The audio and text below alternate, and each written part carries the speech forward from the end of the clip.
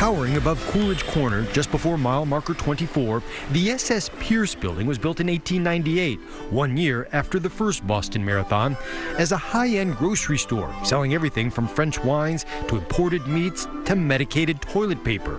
And he would deliver the groceries to people in Brookline, up and down, in horse carts. Local historian Greer Hardwick says the SS Pierce's tower used to feature an open-air viewing deck until it was damaged in 1944 by a hurricane.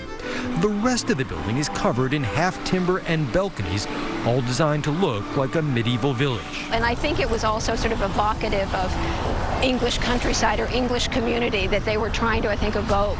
That same village-like feeling shows up in Coolage Corners' 2 trolley stations.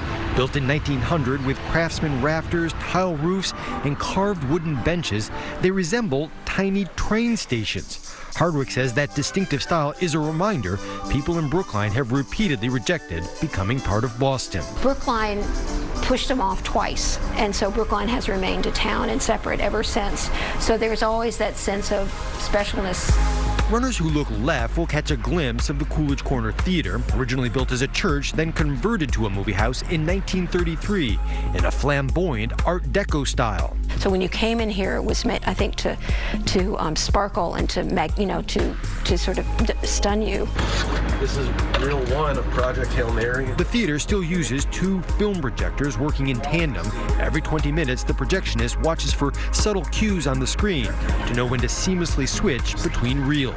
That timing between the cues is enough time to get the projector up to speed and then switch over between the 2. Just a few years before the first marathoners ran down Beacon Street, this was still a narrow county road.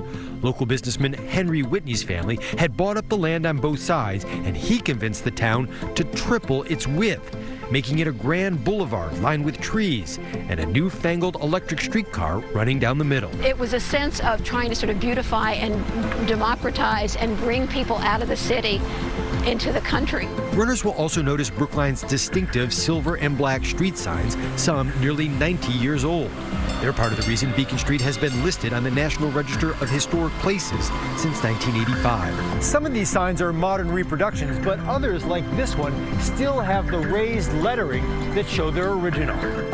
At Beacon and Ken Streets, runners won't be able to miss the monumental synagogue known as Temple Oabe Shalom. Completed in 1928, its copper-covered dome is bigger than the one at the State House, and its architecture is based on the Hagia Sophia in Istanbul, originally a church and now a mosque. So that tells you something about the times and the relationship between Reform Judaism and other world religions. There was a real openness to it.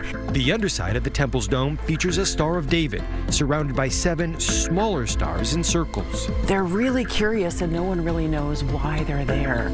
Just before they leave Brookline, runners will be able to spot the Citgo sign in the distance down in Kenmore Square. Last stop, Boston, and we'll see you there next week. I'm David Bieniek, WCVB News Center 5.